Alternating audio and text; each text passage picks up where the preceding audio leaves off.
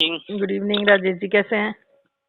बस बस बढ़िया। हो गए फ्री आप फॉर द हाँ, डे? फ्री हो गया। वॉक कर रहा हूँ, होटल आ गया। ओके ओके, ठीक है ठीक तो है। आप काफी समय से हैं ना, मैंने आप बहुत देखा है मैंने आपको। सीरियसली हाँ बताओ तो आई सीन सो मेनी हाँ, बताओ। Serials, TV, films and all. Mumbai में 25, हाँ मुंबई में 25 साल हो गए। हाँ जी हाँ जी। तो आपका जर्नी कैसा रहा जब आप शुरू में आए थे, और अभी? एक तो मुझे ये बताइए आपका जर्नी कैसा रहा, वहां से शुरू करते हैं।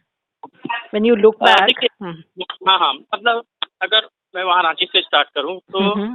Ranchi is my birth place, वहीं जी। पैदा हुआ पला बड़ा। हम्म। और फिर जैसे मतलब बचपन में ये सब चीजें होती हैं कि मैं क्लासिकल सीख रहा था, रेडियो स्टेशन जाता था, दूरदर्शन जाता था, फिर ओके। कॉलेज आया, फिर वो एनसीसी स्काउट ये सब करता था। हम्म। तो कॉलेज आते आते आप थोड़ा एंकर करने की कोशिश करते हैं ना कि क्या बनेंगे लाइफ में। हम्म। तो जैसे कोई रेलवे का निकला, रेलवे का भर दिया, बैंकिंग का भर दिया, ये सब चलता रहता अच्छा। है ना लोगों का। हाँ तो जी, मेरा सही बात है, सबका हाँ, होता है। हाँ, सब टटोल रहे होते हैं, डिस्कवर हाँ कर रहे होते हैं, इवॉल्व कर लेते हैं कि व्हाट हाँ। I am best at and what is my या फोर्टे। या। तो क्योंकि मेरे फादर एयरफोर्स में थे, हम्म। तो और मेरे ग्रैंडफादर वगैरह, तो एक नेचुरल प्रोग्रेशन होता है ना कि आप भी डिफेंस में जाएंगे। जी जी। तो इसलिए मैंने एनसीसी ज्वाइन किया था। अच्छा एनसीसी जी। एयरविंग में था, तो ग्लाइडिंग करता था, एयर मॉडलिंग करता था, शूटिंग ओके प्रैक्टिस ओके। और एयरफोर्स अटैचमेंट कोर्सेज वगैरह कर रखे थे हम्म। कि उधर ही जाना था। हम्म। लेकिन हम्म। वो कॉलेज में ज्वाइन कर लिया हम्म। Theatre group.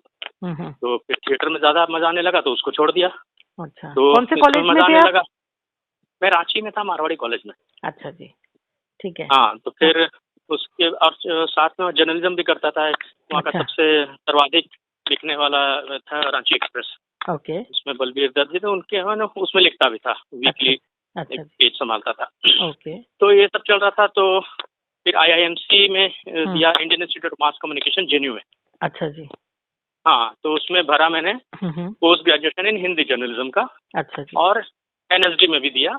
अच्छा जी। तो आईआईएमसी का रिजल्ट आया तो देखा मेरा नाम नहीं है लिस्ट में। तो अच्छा। इट वाज टोटली, मैंने आई वाज शॉक्ड, अनबिलीवेबल हाँ कि ऐसा हो नहीं सकता, बिकॉज मैंने हाँ। बहुत ही बढ़िया लिखा था और इंटरव्यू दिया था। हम्म। तो फिर बगल में दूसरी लिस्ट लगी थी, देखा उसमें टॉप में मेरा नाम है। अच्छा। तो मैंने देखा वो इंग्लिश वालों का था, पोस्ट अच्छा। ग्रेजुएशन है जर्नलिज्म इन इंग्लिश। ओके। तो मुझे लगा कोई मिस्टेक हुआ होगा, क्लरिकल मिस्टेक। तो ऑफिस में गया, बोला उनको कि ऐसे ऐसे हम्म। हुआ है, आप हम्म। जरा करेक्ट कर लीजिए। हम्म। तो उन्होंने पूछा कि कौन से रूम में आपने इंटरव्यू दिया था। हम्म। मैंने कहा 203। हम्म। बोलो वहाँ तो इंग्लिश वालों का चल रहा था। मैंने कहा भाई मुझे मुझे प्यून ने जहाँ भेजा मैं वहाँ चला गया। ओके। तो फिर उन्होंने कहा क्या क्या कौन से लैंग्वेज में आपने इंटरव्यू दिया। मैंने कहा भाई साहब, हम्म। रांची उसमें बहुत छोटा शहर था। मैं उसकी बात कर रहा हूँ 88 की बात जी है ना। तो जी। मैंने कहा इतने छोटी जगह से आया हूँ, हम्म। पहली बार निकला हूँ, दिल्ली आया हूँ, तो मेरे लिए इट्स लाइक लंदन। हाँ तो मेरी जी। तो हवाइयाँ उड़ी हुई है, मुझे कुछ होश नहीं कि मैं कौन सी लैंग्वेज में जवाब दे रहा था, मुझे मालूम नहीं। लेकिन but I know, I was damn sure कि whatever they were asking I was in a bull's eye. Okay. And I could make out कि they were 100% satisfied with my answer, and I was also happy. So okay. there's no chances of any wrongdoing, है ना, हम्म। या फिर misfire होने का scope ही नहीं है। हम्म। सो आप प्लीज कर दीजिए। बोले आपका हो गया तो अच्छा है ना, हो गया तो उसको ले लीजिए। मैंने कहा भाई मुझे नहीं चाहिए, मुझे, मैं हिंदी, मैंने काउवेड से हूँ, हिंदी वाला हूँ, हिंदी मातृभाषा में उसमें चाहता हूँ। तो लेकिन ये फिर बहुत कॉम्प्लिकेशन है, अभी फाइल चली गई फाइनलिस्ट ट्रांसफर के पास है, वो जो भी है। तो एनएसडी में भी हो गया था। अच्छा। मैंने कहा जाओ, मैं अच्छा। एनएसडी चुना और एनएसडी आ गया। एनएसडी में 3 साल ओके। करने के बाद मैंने एक्टिंग में स्पेशलाइजेशन किया। फिर वहां से निकलने के बाद मैंने यूनिवर्सिटी ग्रांट कमीशन की हाँ। फेलोशिप अप्लाई किया। नेट होता है, नेशनल एलिजिबिलिटी टेस्ट, हाँ जी। For fellowship, for PhD and lectureship. अच्छा जी। तो वो भी क्लियर कर लिया। फिर विदेश चला गया था पढ़ाने, थिएटर, परफॉर्मिंग अच्छा। आर्ट वहाँ। अच्छा। हाँ, तो फिर तो ये सब चल रहा था कुछ कुछ। तो मेरा आइडिया था कि दिल्ली यूनिवर्सिटी में पढ़ाऊंगा, शाम को थिएटर करूंगा। इसलिए अच्छा। नोएडा में एक टुकड़ा प्लॉट भी ले लिया था कि अरे। वही अपनी मड़ैया बनेगी, खटिया डालेंगे ना। ओके। तो लेकिन विधाता का कुछ और मंजूर था। तो ये बैंडिट क्वीन बनी थी उन दिनों फिल्म, शेखर कपूर की। हाँ जी। तो उसमें ये हम लोग साथ में थिएटर करने वाले लोग थे, मनोज वाजपेयी, सौरभ शुक्ला, निर्मल पांडे, ये सब। तो ये लोग शिफ्ट हो रहे थे यहाँ बम्बई। अच्छा। तो एक वन फाइन डे सुबह 10:30 बजे सौरभ शुक्ला मेरे कमरे में आया दिल्ली में कि भाई 2:20 की फ्रंटियर जा रही है बम्बई। अच्छा। तो मैंने कहा हाँ, तो क्या हुआ, बहुत करने जाती हूँ। बोला आज वाली स्पेशल। मैंने कहा क्या स्पेशल है। बोला कि इसमें राजेश जैस बता रहा है। मैंने वाह अच्छा। बेटा, मैं जा रहा हूँ, मुझे नहीं पता, ये तो बड़ी अच्छी स्टोरी है। तो बोला भाई टिकट लाया हूँ, देख टिकट तेरे लिए। मैंने कहा भाई सीरियस टिकट तो है मेरे लिए।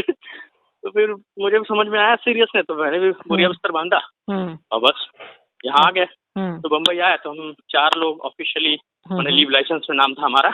अच्छा मैं विजय कृष्णाचार्य, जिसको जो ये धूम 3 और ठग ऑफ हिंदुस्तान टशन इसका डायरेक्टर है। अच्छा जी। वो सौरभ शुक्ला, मैं, एक अनिल चौधरी डायरेक्टर वो। तो ये 4 तो हम ऑफिशियल उसमें होते पार्टनर। लेकिन एट एनी, वो ऐसा अड्डा था इतना इंटरेस्टिंग कि at any given point of time मैंने 12-15 लोग से कम पाए नहीं जाते थे। अच्छा। क्योंकि उस घर में बरकत बहुत थी, जो आता था खाना खा के जाएगा, खा पी के जाएगा। अच्छा जी। और दिन भर ज्ञान की बातें, मैंने music, film, cinema, novel, plays, इसकी बातें, क्रिटिसिज्म, क्योंकि काम फ्री थे मोस्टली। खाली सौरभ काम कर रहा था तो उसको हम वेट करते थे शाम को, पापा आए हमारे लिए, क्या लाए टाइप। और वो भी दोनों हाथ में थैलियां पकड़ के आता था। उसको खुद भी टिंड फूड का खाने का बड़ा शौक था, पैकेज फूड। तो हमारे लिए भी लाता था, हम शाम तक भूखे वेट करते थे कि भाई आएंगे सौरभ भाई लेके कुछ। तो आते थे, हमें भूख खिलाते थे। तो दिस इज हाउ मैंने जो भी आ रहे हैं, मैंने दिन भर मौज मस्ती हो रही है, बहुत ही कंस्ट्रक्टिव बातें हो रही है, इस हो रहा है। तो बड़ा अच्छा अड्डा बना हुआ था वो। कौन से साल की बात है राजेश जी? ये 94, 95, 96। ओके। हाँ, तो उसी दौरान फिर क्या हुआ कि एक जी में एक छोटा सीरीज था 13 एपिसोड का, मैं भी डिटेक्टिव नाम से। अच्छा जी। तो वो एक डायरेक्टर थे आदि पोचा, वो कर रहे थे। तो उसमें मनोज वाजपेयी करने वाला था एक रोल।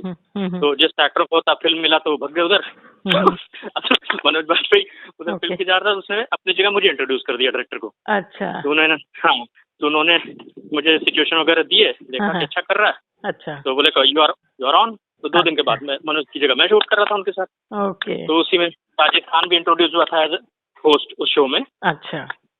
और फरहान, जोया, ये लोग सब असिस्ट करते थे उस दौरान।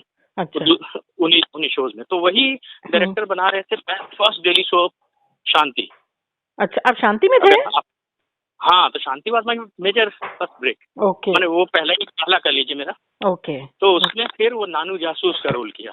अच्छा।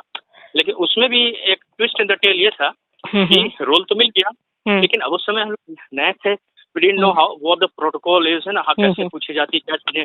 तो सीधे शूट पे पहुंच गए।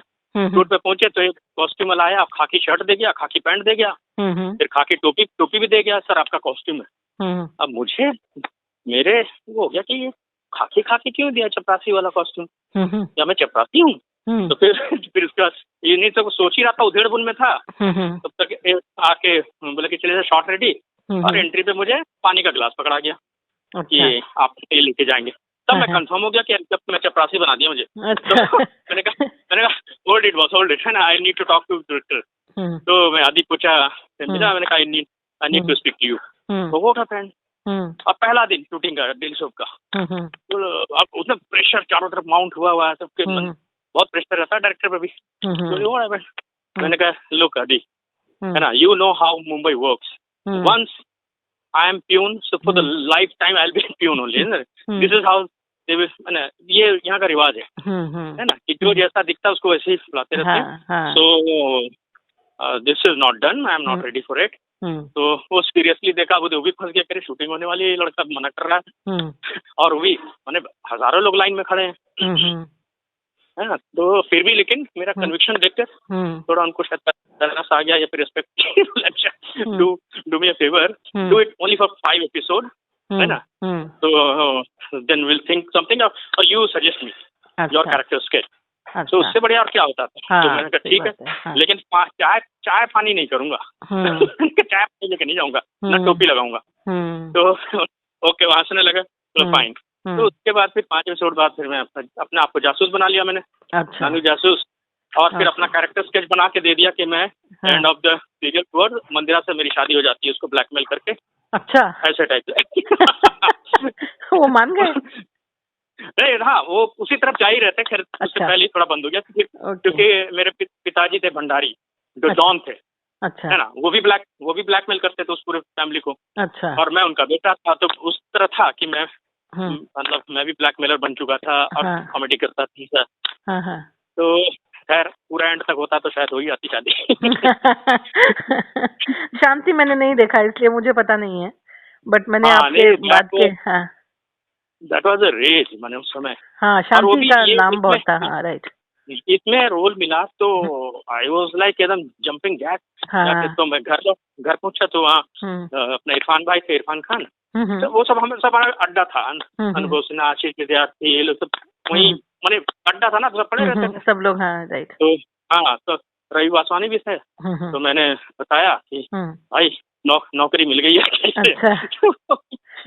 तो बोले व्हाट हैपेंड? मैंने तो रवि वासवानी को बताया। रवि वासवानी लगा oh what the you're doing, है ना, you are an actor, you're not a labor, मैंने every day churning one episode, do you think it's a joke? है ना, and who the hell are they don't know how to make serials and all, है ना, ऐसे करके डराया मुझे। तो मैं एकदम रुआसा हो गया। मैं इरफान भाई की तरफ देखा, ये तो भाई छुड़वा रहे हैं काम, है तो खुशी खुशी आया तब। मतलब सेलिब्रेट करने के मूड में था, ये डरा रहे। तो इरफान भाई समझ गए, तो उन्होंने रवि वासवानी को कहा कि भाई देखो लौंडा अभी भी आया है, इसको भी खर्चे अच्छे चलाने है ना, करने दो यार आप जो जिसमें कास्टिंग कर रहे हो जो सीरियल की, तो उसमें रोल दे दो तो छोड़ देगा लौंडा। मैंने कहा हाँ ऐसा हो सकता है, आप अपने सीरियल में दे दो, मैं छोड़ देता हूँ शांति। अच्छा। तो उन्होंने कहा नहीं, that casting is locked actually, I can't help it, but think. तो इरफान भाई बोले करने दो फिर, देखो क्या प्रॉब्लम, कुछ पैसा कमा लेगा भाई, चाहिए इसको भी, खर्चे अच्छे चाहिए होते हैं। सही है। तो this is how I started Shanti, and there was no looking back. हाँ ये चीज थी कि चूंकि I took off with comedy, तो अब जो बम्बई की प्रॉब्लम है कि तुरंत आपको टाइप कास्ट करते हैं, तो मुझे कॉमेडियन के कैरेक्टर की कॉल आती है। एक कॉमेडियन का कैरेक्टर है, हीरो का दोस्त है, कॉमेडी करता है, तो इससे ना मुझे चिढ़ होती थी। अच्छा। यार I am an actor, versatile actor हूँ, एनर्जी पास आउट हूँ, ऐसे किया मैं। वो मैंने जॉनी लीवर, कृष्ण मुखर्जी, मुकरी बनने नहीं आया, वो एक अलग टाइम था, है ना। तो अभी we are fully prepared to do any role you give. तो मैंने फिर 6-8 महीने संन्यास ले लिया कि नहीं, अच्छा कोई काम नहीं। हाँ हमने इमेज उसी दौरान।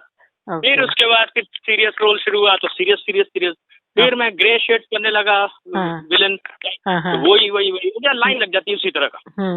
फिर तो जब भी ट्रैक चेंज करना होता था, I had to take some break. Okay. हाँ फिर लड़कियों का बेचारा बाप बना काफी टाइम तक। लास्ट सीरियल किया मैंने शास्त्री सिस्टर्स 2013-14 में। वो that was my last serial. Okay. उसके बाद टेलीविजन नहीं किया, because by the time I was totally saturated with from television. Okay. मैंने उसने मुझे मैंने घर बसवा दिया, सारी फैसिलिटीज दी, मैंने सब कुछ सेट हो गया। तो I took it very calculated call, चलो now I can afford to say no to TV. हाँ बिकॉज ऑफ रिटायरमेंट का इंतजाम हो गया, अपने बच्चे की पढ़ाई लिखाई शादी ब्याह सब कर लिया। अब मैं अपने मन की करना चाहता हूँ। सो उसके बाद से नहीं किया। फिर धीरे से तब तक ये वेब सीरीज का जमाना आ गया। वेब सीरीज और नए कंटेंट वाले फिल्म सब। तो फिर धीरे से लुक भी थोड़ा चेंज किया। तो पहले ऐसा गरीब गुरबा बेचारा सा नहीं लग रहा था, तो अब रोल भी इस तरह से धीरे धीरे चेंज हुए।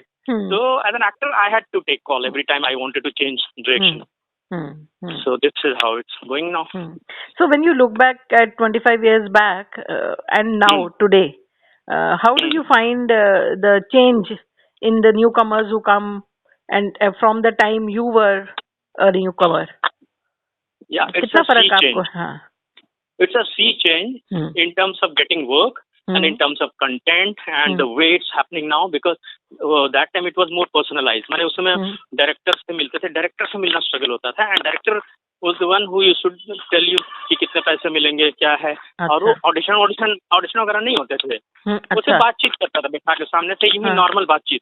तो बातचीत से ही to gauge your personality, your tone quality, या कौन से रोल में आप फिट हो गए, है ना, आपसे ऐसे ही इधर उधर की बातें करते हुए, और वही पैसे की बात भी कर लेते थे। आज के डेट में character is a separate entity, माने he will be provided all the facilities from the production house, कि माने कास्टिंग हम करके दे रहे हैं, स्क्रिप्ट हम दे रहे हैं, है ना, आपको पूरा प्रोडक्शन सेटअप इंफ्रास्ट्रक्चर हम कर, आपको you just need to direct it. ऐसा हो गया।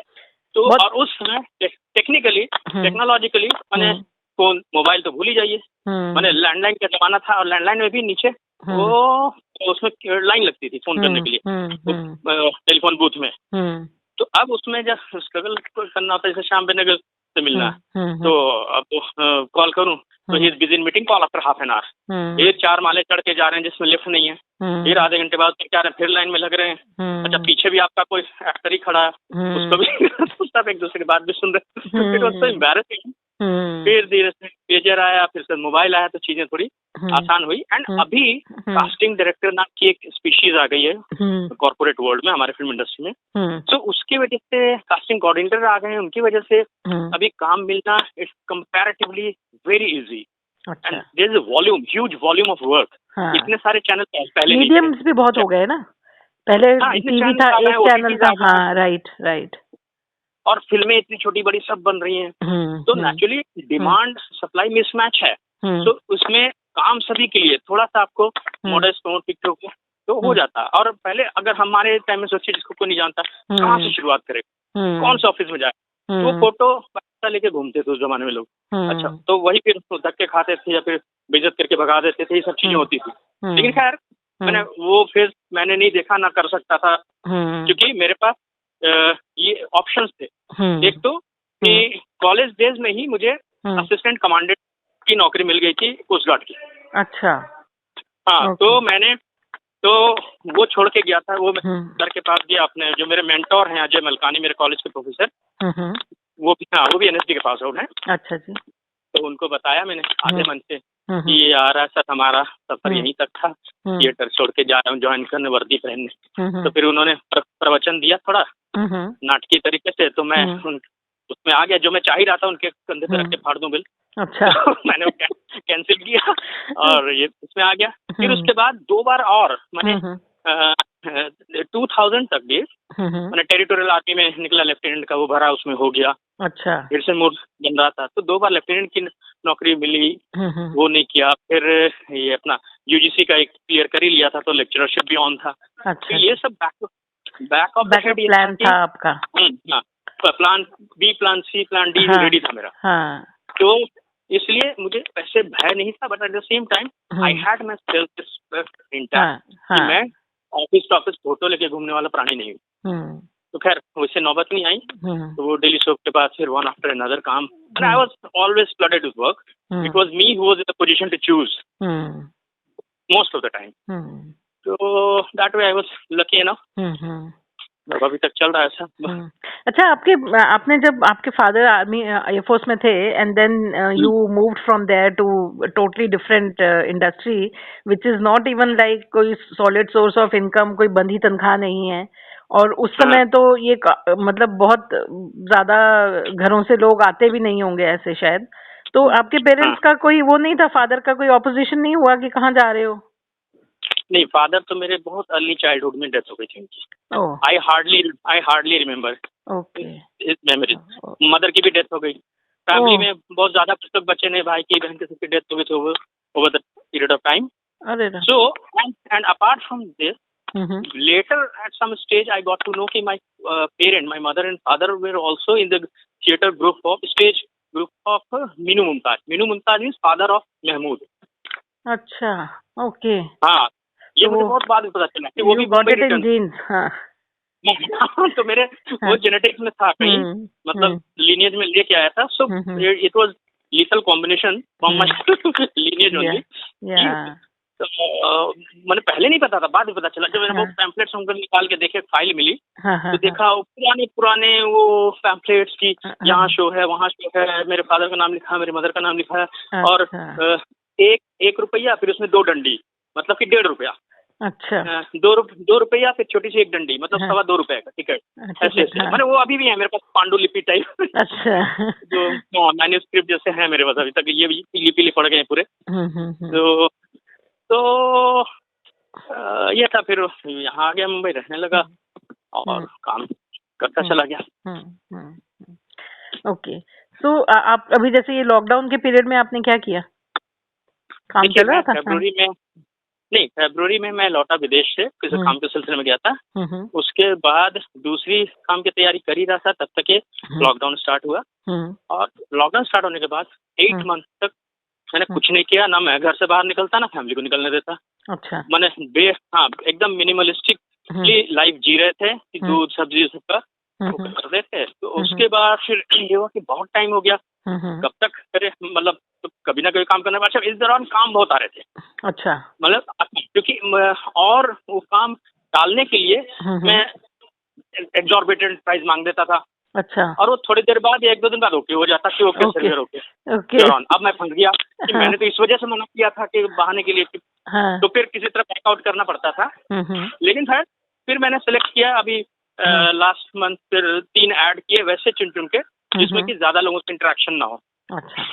इसमें टेक महिंद्रा का ऐड किया जिसमें अकेले में बॉस थी, तो वो बैठा हूँ। फिर मैंने जिसमें कि मिनिमम इंटरेक्शन हो किसी सोशली, तो वैसे 3 ऐड किए और ये चौथी इसके लिए फिल्म के लिए निकला हूँ बाहर। अच्छा, ठीक है। आपकी फैमिली में कौन कौन है? अभी तो कोई भी नहीं रहा राजकुमारी जी, ना मदर फादर, भाई की डेथ हो गई, बहन की डेथ हो गई, तो और वैसे भी न्यूक्लियर ही फैमिली थी एक तरह से, तो हार्डली देयर इज एनीवन। और मैं भी घर से निकला हुआ हूँ, मतलब 10th पास करके, 10th करने के बाद से ही जो भी थे वो लोग, उनसे भी मैं मतलब अलग ही रह रहा था। This is unofficially I am telling you, of the record है ना। इसके मैंने ये सब ऐसी चीजें कि एक तो बहुत ही पर्सनल है, इमोशनल है, माई वीक कॉर्नर्स। तो अब जैसे कि हाँ, ऐसे जब भी होता तो ये होता कि मैं रेलवे पट्टी में सोया था, रेलवे बेंच पे सोया था और 4 दिन खाना नहीं खाया था, वो सब आई हैव बीन थ्रू। लेकिन I don't want to repeat that. I don't want. तो इससे क्या होता है कि माने ये ठीक है, आप 1-to-1 किसी के साथ कोई लड़का अगर मैंने चार्ज होने के लिए उसको मोटिवेट करने के लिए मैं बोल सकता हूँ, but not on public platform. तो ये लगता है बहुत ही रिपीटेटिव और बहुत ही टेलर मेड और रूहानी होने लगती है, बाद में रोमांटिक हो जाती है सब चीजें। तो I think every person who ever has to establish in his field, सब किसी न किसी चीज से गुजरते हैं। Just because I happen to be an actor, वो चीजें मैं ग्लोरीफाई करूँ खूबसूरत, तो मुझे पर्सनली पसंद नहीं है, इसलिए I normally I don't get into that. नहीं, ठीक है, ठीक है। नहीं,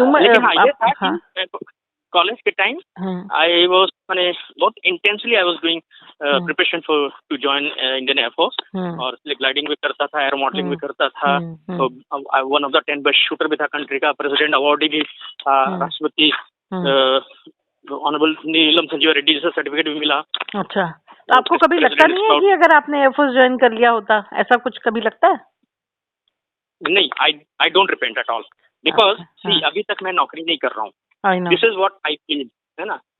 अभी तक मेरे सारे दोस्त यार नौकरी कर रहे हैं, मैं नौकरी नहीं कर रहा हूँ, है ना। सचिन क्रिकेट खेलता था बचपन से, अभी तक क्रिकेट ही खेल रहा है, तो नौकरी तो की। जो पैसे मिल रहे हैं ब्रेड एंड बटर है, वो तो बाई प्रोडक्ट है, वो उसका बोनस है। सो क्योंकि अब मैं नौकरी नहीं कर रहा हूँ तो कोई प्रेशर में नहीं हूँ, और इसी से ब्रेड एंड बटर चल रहा है, और मैं अपने शौक पूरा कर रहा हूँ, दैट्स ऑल। और शौक में भी उस प्रिविलेज पोजीशन में where I could leave television and I could venture out on the bigger screen, so that I could afford. So I find myself privileged. हाँ जी। इतने कौन नहीं चाहता स्क्रीन के सामने आना, लेकिन I am one of those few, है ना, जिसको यहाँ चांस मिला। हाँ जी, हाँ जी, ठीक है। अच्छा, between the films and TV and the OTT, which one do you like the most? See, since I am from theatre background, तो हमारा जो थिएटर से आते हैं ना, मोस्टली आप किसी से भी पूछिएगा तो वो यही बोलेंगे theatre is their first love, ठीक है। लेकिन फर्स्ट लव है टर्म्स एंड कंडीशंस अप्लाइड, है ना, कि उससे घर नहीं चलेगा। तो अभी भी मैं जैसे थिएटर कर रहा हूँ, एक प्ले है Mughal-e Azam. This is the first Indian Broadway.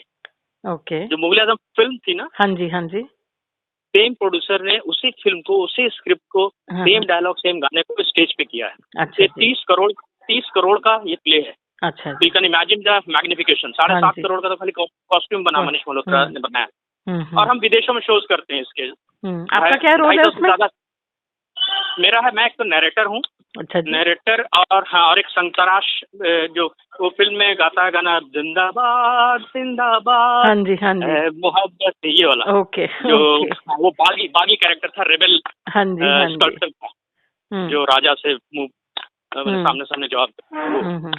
तो हम लोग 225 लोगों की टीम है इस प्ले में, जिसमें कि 40 कथक डांसर हैं, 40 दरबारी हैं, और हम 9-10 लोग प्राइमरी कैरेक्टर्स हैं, सलीम, अनारकली, और लाइव सिंगिंग होती है, और के 25-25, 30-30 हजार के टिकट होते हैं, और सब सोल्ड आउट होता है। हाँ। कितनी कंट्रीज में जा चुके हैं लेके आप इसको? हम लोग इसमें गए हैं सिंगापुर, मलेशिया, कतर, दुबई, 3-4 बार गए, दोहा, और कहाँ का 6-7-8 कंट्री गए। और अभी पूरे इसमें मैंने लॉकडाउन हो गया, वरना 40 शोज प्लान थे मुंबई में, और नवंबर से 2 महीने का ट्रिप था अमेरिका और यूके यूएस का। हाँ, तो ये सब लॉकडाउन की वजह से कैंसिल हो गया। तो वो बड़ा मजा आता करने में। हाँ, तो उसके बाद आप थिएटर, तो ठीक है, थिएटर तो एक अलग ही एरिया हो गया। ओटीटी, टीवी आपने छोड़ दिया, अभी करते नहीं आप बिल्कुल भी? नहीं, टीवी नहीं करता हूँ, इसलिए कि टीवी सैचुरेट हो गया मेरे लिए। टीवी में क्वालिटी की लड़ाई होती थी, एंड तक मतलब मैंने सबको रश करना, घोड़े पे चढ़े हुए ना, क्योंकि हर दिन एक एपिसोड निकालना है, तो क्वालिटी से बेइंतहा कॉम्प्रोमाइज होता है। सो अब एक टाइम के बाद बर्दाश्त नहीं होता था, तो क्रिएटिव लड़ाइयाँ होती थी, डायरेक्टर से, प्रोड्यूसर से, क्या हो रहा है फिर से, तो इसलिए छोड़ दिया। लेकिन अभी जो ओटीटी आया है, OTT is the best market for everyone, because इसमें कंटेंट अलग है, नए हैं, फ्रेशनेस है, और मैंने काम जमा के होता है, बजट है, टाइम है, कोई रश नहीं है कि आपको एपिसोड टर्न आउट करना है नेक्स्ट डे। तो इस 6 महीने प्री प्रोडक्शन में जाता है, 6 महीने शूटिंग करते हैं, नेक्स्ट 6 महीना पोस्ट प्रोडक्शन करते हैं। हाँ, उसके बाद फिर पिच करते हैं नेक्स्ट 6 महीना। तो टोटल 2 साल का प्रोसेस होता है नॉर्मली इसमें। लेकिन इसमें ये है कि एक तो वजह ये हुई कि बिकॉज ऑफ इंटरनेट, और वो भी चीपेस्ट इंटरनेट इन इंडिया, तो सभी को एक्सेस मिल गया वर्ल्ड क्लास प्रोडक्ट देखने। हाँ जी। तो उससे क्या हुआ, अचानक से इंडियन मेकर्स के सामने चैलेंज आ गया कि they have to compete now international products. So quality improve करनी पड़ेगी। उस चैलेंज में, हाँ, उस चैलेंज में ऊपर से करेला ऊपर से नीम चढ़ा कि 2 ये बिग प्लेयर्स आ गए, नेटफ्लिक्स और अमेजोन, 5-5 हजार करोड़ रुपए लेके आ गए। तो अब उसमें ये रहा कि मुझे खुशी इस बात की कि जो अंग्रेज हमसे पैसे लूट के ले गए थे, अब वो पैसा हमारे पास वापस आ रहा है, हमें एम्प्लॉयमेंट मिल रहा है ना? है ना? तो हाँ, लेकिन इसमें एक खतरा है, जो मैं ऑफ द रिकॉर्ड बोल रहा हूँ आपको। हाँ जी कि आई कुड सी इट, मैंने आप कहीं छापिएगा नहीं, हाँ जी एक पर्सनल उसमें बता रहा हूँ कि I could see a different kind of strategic attack happening here on our society, our culture, tradition, our quality, है ना? और ये बहुत ही कंसर्टेड रूप में हो रहा है। हाँ जी। वेल प्लान मैनर में। मतलब कि आपको, जैसे हमारे यूथ को वो अप्रूव करने की कोशिश हो रही कि हमें इन्हें रामायण महाभारत, हमें अपनी रूट्स के बारे में शर्मिंदा महसूस कराना, हाँ, कि आप लोग किसी काम के नहीं हो। हाँ, हम दाल चावल चटनी अचार पापड़ भरता खाते हैं, तो ये गंदा खाना है। उनका सबवे, उनका मैकडी, वो बेस्ट खाना है। ठीक है, तो ये सब उनके और बच्चों में इफेक्ट कर भी रहा है। अच्छा, वो देखते भी इंडियन शो देखना, वो मतलब डाउन मार्केट समझेंगे, डाउन मार्केट, है ना, हेप नहीं कहलाएंगे, और मैंने एक दूसरे को हेप दिखने के लिए वो लॉर्ड ऑफ द रिंग्स और उसकी बात करेंगे, है ना, क्या सीन दैट, क्या आया, वाओ दैट्स ग्रेट, पहले कुछ समझ में आया, ढेला ना समझ में आए, ठीक है। तो ऐसे करके बहुत कंसर्टेड एफर्ट हो रहा है, एंड जिस ढंग से वो लोग पंप कर रहे हैं ये वायलेंस एंड एक्सप्लिसिट सीन्स। मैं वहीं पर आ रही थी, कोई भी कुछ भी सेंसरशिप नहीं है, everything is there. So do you think उसमें क्या है कि सरकार की तरफ से कि क्योंकि इसमें सीबीएसई के परव्यू में नहीं आता है ये लोग एरिया में, तो इसलिए इसका भी सेंसर नहीं है। So it's the kind of self regulation, जो कि हम नहीं देख रहे सेल्फ रेगुलेशन। तो उसका ये लोग नाजायज फायदा भी उठा रहे हैं in the name of freedom of speech. अब फ्रीडम ऑफ स्पीच है, but at the cost of what? माने आप जिस लैंड में आप उसको ब्रॉडकास्ट कर रहे हो, तो उसका भी एक लॉ होता है। तो अभी बहुत अच्छा है कि प्रेसिडेंट ने, मैंने गवर्नमेंट ऑफ इंडिया को इंस्ट्रक्शन दिया कि अभी आईएनबी के अंदर डाल दिया उसको। अच्छा। ये ओटीटी तो आईएनबी के अंदर डाला, तो now they are in the stage of formation of rules and regulations. तो अब एक बार जब वो पब्लिक होगी, तो जैसे किसान आंदोलन हो रहा है, उस तरह से फिर से शुरू होगा धूम धड़ाका, हमारी आजादी पे खतरा है, हमारे ये सब चीजें होंगी। लेकिन मैं भी जिसका फैमिली, मेरे बच्चे हैं, 2 बच्चे हैं, वाइफ के साथ बैठता हूँ, मैं भी, क्योंकि उनको इस फील्ड में आना, तो I want to sit with them to teach them कि क्या सही क्या गलत है, क्रिटिकल के तौर पे। लेकिन I can not watch anything with them, because 5 minute देखेंगे, दूसरे मिनट तो गालियां अगर एक्सप्रेसिंग हुआ भी, पहले भी फिल्मों में होता था कि but to below the belt, too much below the belt. अब चलिए ओके, आप सजेस्ट करके चले जाओ ना, खत्म हो गया, हम समझ लेते हैं, हमारा भी तो इंटेलेक्ट है, हमारे भी हमारे अपने एक्सपीरियंसेस हैं, है ना, हमने भी आपका देखा, हमने भी, हमारी भी गर्लफ्रेंड रही होंगी, तो let we evolve with our experience, you don't give it the graphic of it, उसके आगे बियॉन्ड सोच ना पाए, ऐसा मत करो ना। हमारा जो है, जैसे थिएटर में होता है, थिएटर में एक्टर होता है कि आसमान में चांद निकला हुआ था और मैं सड़क पे घूम रहा था। अब आसमान पे चांद कितने साइज का था, एक दिन वाला था, पूर्णिमा था, आधा था, वो मेरे ऊपर छोड़ दो, यही तो खूबसूरती आर्ट। हाँ जी, ट्रू। एंड सेकेंडली कि we are in the field of art. Art क्या है? आर्ट है किसी चीज को ब्यूटीफुली एस्थेटिकली प्रेजेंट करना। अगर आप उसको रियली दिखाते हैं कि अतड़ी चूरा मारेंगे तो अतड़ी भी निकलेगा, खून का फव्वारा भी निकलेगा, तो फिर तो आप डॉक्यूमेंट्री बना लो। आप फिक्शन बना रहे हो ना, तो आपका डॉक्यूमेंट्री और फिक्शन में फर्क है। और 5वां वेद है अपना नाट्य वेद। भरत मुनि ने लिखा है कि हम प्रदर्शनकारी कला में हैं, ठीक है, हम तो जो आते हैं देखने वो दर्शक है, तो दर्शक जो देखे वो दर्शनीय होना चाहिए। हाँ जी। तो दर्शनीय का मतलब यह है कि कोढ़ का रोगी भी दिखाना आपको एज कैरेक्टर, तो ही शुड बी वॉचेबल। ऐसा नहीं कि आप एकदम माने थू करवा दे, यक करवा दे। तो अगर आपने यक करवा दिया, आंतड़ियां दिखा के, खून दिखा के, तो उसका तो ध्यान भटकेगा कंटेंट से ना, सब्जेक्ट से, तो आप खुद ही डिस्ट्रैक्ट कर रहे हो, माने आप कॉन्ट्राडिक्ट कर रहे हो। आप चाहते हो कि आपकी स्टोरी टेलिंग है ना, आप स्टोरी दिखाना चाहते हो, तो फिर आप स्टोरी टेलिंग को खुद ही आप बढ़ती कर रहे हो सब, तो दिस इज नॉट गुड। तो आई एम टोटली अगेंस्ट। अच्छा, दूसरी चीज क्या होता है कि हम एक्टर्स हैं, अब लोग बोलेंगे कि आप भी तो करते हो ऐसा सीन ऐसा, तो हम बहुत ही छोटे टूल हैं इस पूरी इंडस्ट्री में, बिकॉज एक प्रोजेक्ट बनता है 1 साल 2 साल 3 साल लगता है तैयार होने में, and we are the last to enter in the project, actor. अच्छा, हम भी ऐसे कोई मुकेश अंबानी रहे नहीं कि हम बोल दे कि काम नहीं करेंगे, ये नहीं करना, या अमिताभ बच्चन नहीं किया, सब ऐसे कर लो, है ना, end of the day is my bread and butter.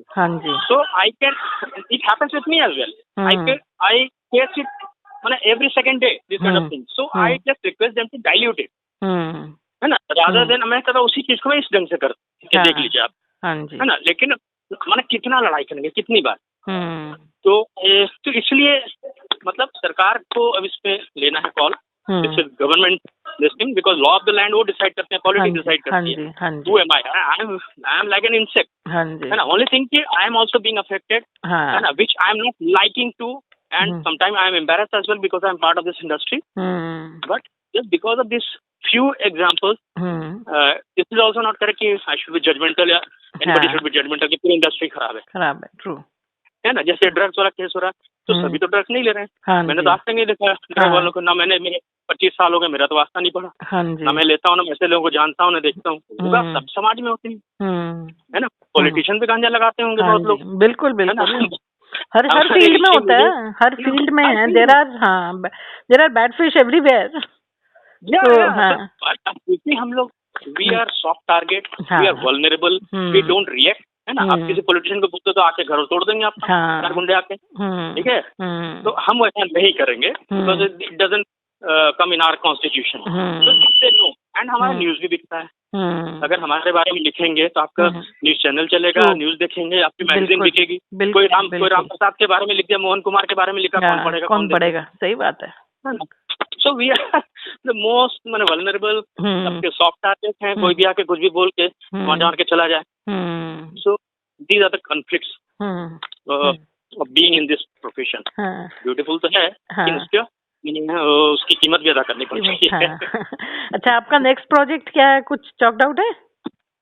हाँ, ये नेक्स्ट अभी जो किए हुए कई फिल्में है ना, वो सब आएंगे, लाइन में लगी हुई है। एक फिल्म है रूही अफजा, जिसमें रूही बनी है जानवी कपूर, मैं उसका फादर बना हुआ हूँ। जैसे ये इंदू की जवानी रिलीज हुई 11 को, उसमें भी उसका फादर बना हुआ। अच्छा, तो एक वो है लाइन, तो ये भी अभी चूंकि OTT या थिएट्रिकल रिलीज में थोड़ा कंफ्यूजन चल रहा है ना, करे नहीं करे, क्या होगा बिजनेस का, हाँ, इसमें रुक गई। और ऐसे मैंने मीडियम स्तर की, स्मॉल बजट की सब बहुत सारी फिल्में की हैं। अच्छा, तो फिल्म मेकिंग में कि film banana is comparatively easier than releasing. अच्छा। रिलीज करना is totally all together, it's a different ball game. और ये दूसरों के कंट्रोल में रहता है, बिकॉज वो कैसे रिलीज करेंगे, कहाँ मार्केट रिलीज करेंगे, फोर्सेस रिलीज कर। Play there, no? हाँ हाँ, मार्केट फोर्सेस, मैंने ऐसे मार्केट फोर्सेस कि दो आर सो क्रूटल, मैंने ना चील कौवों की तरह रहते हैं कि आपने अगर 50 करोड़ की फिल्म बनाई, वो खरीदना चाहेंगे 2 करोड़ में, आप छोड़ दो फिल्म। अच्छा, रिलीज करने के भी पैसे लेते हैं पर थिएटर, पर स्क्रीन। अभी हिंदी की जवानी में पढ़ा होगा आपने कि 400 थिएटर लास्ट मोमेंट पे बैकआउट करके नहीं रिलीज। ये तो बड़े बड़े लोगों के साथ हो रहा है। तो ये सब है। अच्छा, आप एक्टिंग के अलावा आपके क्या शौक हैं? एक्टिंग के अलावा मेरे शौक ऐसा है, आज हमारी ये, चूंकि मैं अखबार नवीस भी हुआ करता था अपने कॉलेज टाइम में, जैसे कि आपको बताया, लिखता भी था पेपर में। तो I have a journalistic bent of mind and I am an ardent reader. कोई भी दिन मैंने 3-4 घंटे पढ़े बिना खाना नहीं पचता है। अब वो क्या क्या पढ़ना, कैसा पढ़ना, उस अब चेंज हो गया उम्र के साथ। अच्छा, अब फिक्शन नहीं पढ़ पाता हूँ। अब मेरे जनरल इंटरेस्ट की चीजें, except sports and science. Science में कुछ बहुत ही यूनिक हुआ तो पढ़ता हूँ, otherwise geopolitical, defence, art and culture, social issues, इससे रिलेटेड चीजें पढ़ना मुझे पसंद है। मैंने I want to be update with my ambience, my surrounding, है ना, एज एन अलर्ट सिटीजन। तो ये खुराक है मेरी। और बाकी मैंने जो कि क्लासिकल सिंगिंग सीखी थी बचपन में, वो भी एक मोहल्ले में मेरे क्लासिकल टीचर, वहाँ से आवाज आती थी गाने वाने की, तो मैं जाके खड़ा जाता था उनकी खिड़की पे। अच्छा, तो बाहर निकलते तो देखा कोई, रांची में। हाँ, तो उनका नाम था विनोद पाठक। तो देखते थे खड़ा हुआ एक लड़का, तो उससे क्या क्या कर रहा है, मैंने कहा गाना सुन रहा हूँ। तो बोला अच्छा लगता है गाना, मैंने कहा हाँ अच्छा लगता है ना। तो बोला क्या क्या कुछ सीखा, मैं हाँ सुना। तो आरो अपना अंतरा अंतरा सुना देता था, जो जो सीखा था, दादा पापा नीरे गा मापा। तो प्रभावित हुए, तो बोले सीखो, क्यों नहीं आते क्लास में। मैंने कहा पैसे नहीं है, फीस नहीं दे सकता। तो बोले फीस मांगे हम तुमसे, हम बोले ना सीखो, तो सीखो, आओ बैठो। ठीक है, तो बैठा दिया। तो उन्होंने एग्जाम भी दिलाया, तो भूषण सेकंड पार्ट तक किया प्राचीन कला केंद्र से। लेकिन उसमें ट्रेजेडी ये हुई कि थिएटर में ना म्यूजिक जानने वाले लोग कम होते हैं। तो हाँ, और थिएटर में मैंने म्यूजिक की बहुत जरूरत पड़ती है, म्यूजिक जानने वाले की। तो मुझे हमेशा विंग में बैठा दिया जाए, तबला, डुग्गी, हारमोनियम, बांसुरी के साथ मैं टिंग टुंग टंग करता रहूं। अब मेरे जो परिचित आए देखने, तो मुझे कभी देखे ही ना, मैं तो विंग्स में बैठा हूँ, है ना। इस बात का मुझे रियलाइजेशन होने लगा कि यार मेरे लोग आते हैं देखने, मैं इतना पुराना मेंबर ग्रुप का, और विंग्स में बैठा रहता हूँ, नए नए लड़के आके मेन रोल करके चले जाते हैं। तो तब तक फिर एनर्जी आ गया, तो उसके बाद तिलांजलि सी हो गई। मतलब वैसे हाँ, गाना शौक है मुझे, मेरी ऑर्गेनिक डिमांड है बाय डिफॉल्ट। मैं क्लासिकल सुनना पसंद करता हूँ और अकेले में गाता हूँ। क्योंकि मुझे मेरे टाइप का गाना मेरे घर में भी लाउड नहीं है, बच्चे नहीं सुन सकते ये। रंजीश सही और गुलाम अली खां, बड़े गुलाम अली खां, पापा आप बोर कर रहे हो, पापा हम सो जाएंगे, आप प्लीज अब बोर मत करो, ठीक है। तो मम्मी कितने बोलेगी बेटा सीखो आप लोग भी, वो तो सीखे नहीं, और मुझे भी गाने से मन किया हुआ, तो मैं अपना छुप छुप के गा देता हूँ अपने कमरे में। कभी माउथ ऑर्गन बजा लेता हूँ, कहीं बांसुरी बजा लेता हूँ। अच्छा, तो हाँ, उनका बिना हाँ, मैं तो मुझे 24 घंटे ना, पूरे सालों भर मुझे 24 घंटा कम पड़ते हैं। अच्छा, मतलब लोग बोलते कि लॉकडाउन में क्या किया, उसमें क्या किया, कैसे टाइम करते हैं। मैंने कहा अच्छा, जब शूटिंग के लिए भी ना, आउटडोर जाने के लिए, मतलब जैसे मैंने बताया कि आर्डेंट रीडर हूँ, तो बहुत सारे आर्टिकल ना काट के कैंची से पैकेट बना के रखता हूँ। अच्छा, कि जब आउटडोर जाऊँ, हाँ, तो ट्रैवलिंग में या फिर आउटडोर में शूटिंग नहीं, तो क्या करेंगे, तो वो पढ़ता रहूंगा या फिर अच्छी फिल्में देखूंगा। अभी चूंकि इजिली अवेलेबल हो गई है सब, तो जो पहले मैंने हमारा एक्सेस नहीं था, तो वो सब नेटफ्लिक्स में, अमेजोन में, में इधर उधर OTTs पे देख लेता हूँ, या फिर आर्टिकल्स को पढ़ता हूँ, जो मेरे एकदम हार्डकोर मेरे प्रायोरिटी लिस्ट में रहते हैं। भैया ये अरे वाला आर्टिकल नहीं पढ़ा अभी तक, पता नहीं कौन सी नॉलेज है टूट जाएगी मुझसे, ऐसा लगता है। वो होता है। अच्छा, नोएडा में आपने कहाँ पर प्लॉट लिया था? है अभी आपके पास? अभी रखा है या बेच दिया? नहीं, अभी उसकी कहानी बताऊँ। सेक्टर 56 में है। अच्छा। जो आज के डेट में IT हब है। हाँ, तो 56 आपने अगर फिल्म देखी होगी खोसला का घोसला फिल्म देखी थी आपने? हाँ जी, हाँ जी। एग्जैक्टली सेम कहानी आई हैव बीन थ्रू। वो अच्छा। मेरा प्लॉट है, मुझे पता है, मेरे पेपर में है प्लॉट वो। अच्छा। किसी ने ले लिया उसको? हाँ, मैंने जब खरीदा था तब मैंने देखा था वो जमीन का टुकड़ा, 3 साइड रोड था। और उसके बाद अब जाता हूँ तो मेरी जमीन मुझे ही नहीं दिखाई पड़ती कहाँ गई, किसने अपने अंदर ले लिया। ओहो। तो अब मेरे पास सिर्फ वो पेपर है, पक्का एग्रीमेंट। अच्छा। तो हाँ, तो आपने फाइट आउट नहीं किया उसके लिए? अब देखिए, जमीन वमीन का मसला ऐसा है कि जिसका कब्जा है वो मालिक है, तो आपको ही पता अनऑफिशियली। और दूसरी चीज, अगर कोर्ट में जाता हूँ तो पता नहीं कौन से पोस्ट को जाके वो जमीन मिलेगी, है ना, कौन से जनरेशन को। और मैं रहता हूँ बम्बई में, सामने वाले को भी पता है कि यहाँ नहीं रहता है। तो अब या तो उसको किसी बाहुबली को बेच दूं पेपर, जो वहाँ का होगा, कोई गुज्जर त्यागी, पौने पौने दाम में दे दूं तो वो ले लेगा, है ना। तो अभी वो है बस पेपर पड़ा हुआ यूं ही। तो ये सबक लिया कि जहाँ नहीं रहना है, जहाँ नहीं आप देख रेख कर सकते हो, वहाँ प्रॉपर्टी में नहीं जाने का। हाँ, सही है। अच्छा, आप कितने साल बाहर रहे थे जब आप पढ़ा रहे थे एनएसडी के बाद? नहीं, बहुत छोटी अवधि के लिए, मुश्किल से 1-1.5 महीना। अच्छा। ओके। हाँ, वो छोटा सा प्रोजेक्ट है, जैसे स्मॉल टाइम फ्रेम के लिए होता है ना वैसा। अच्छा। और उसके बाद आया तो नाटक उटक करने लगा, अपना सब बाहर करते थे। अच्छा, एनएसडी का मुझे कोई अपना एक्सपीरियंस बताएंगे?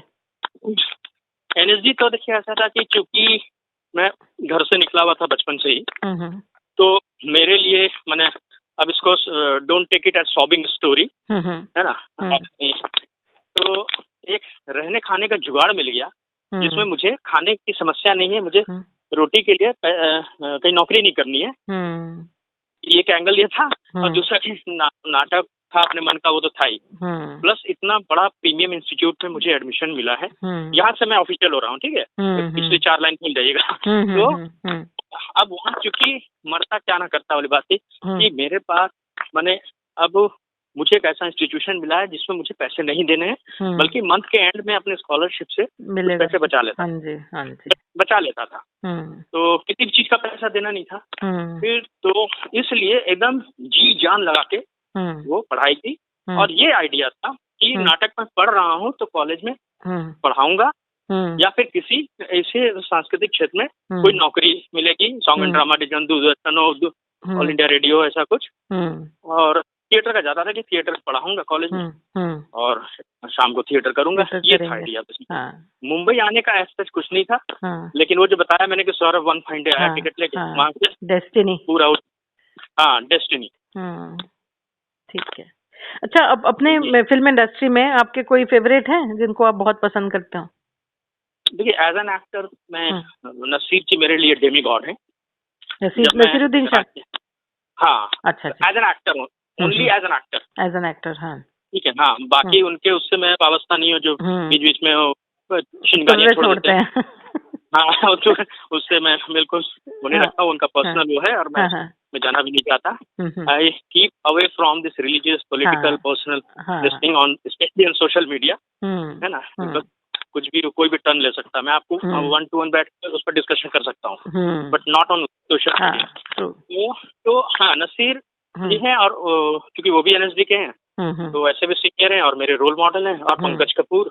अच्छा। और फिर विदेशों में ले लो तो विदेशों के बहुत एक्टर्स हैं। हाँ, नहीं, इंडिया तो हाँ, इंडिया तक ठीक है। जी, ठीक है। तो क्या, लर्निंग के लिए हमें देखना तो पड़ता है पूरे वर्ल्ड से। हाँ, नहीं, ट्रू, वो लंबी फहरिस्त है, लेकिन उससे मैं रिलेट कर लूंगा, आम आदमी रिलेट नहीं करता। हाँ, मैं इसलिए आपको बोला। हाँ, या ठीक है। चलिए राजेश जी। हाँ, या सेम यार, I enjoyed talking to you and all the best. आप अभी कभी भी दिल्ली आए तो just remember me, we would love to meet you. Sure sure, same यार। कहाँ रहते हैं वहाँ? नोएडा में। मैं इसलिए आपसे पूछ रही थी ना। अच्छा। तो मुझे वहाँ जाने के लिए मसल मैन की जरूरत पड़ेगी। नहीं, हम मिलेंगे, आप आएंगे मुझे बताइएगा, मैं जरूर मिलना चाहूंगी आपसे। श्योर श्योर श्योर, सेम है। चलिए sir, all the best, all the best. Good night, bye. Good night, bye.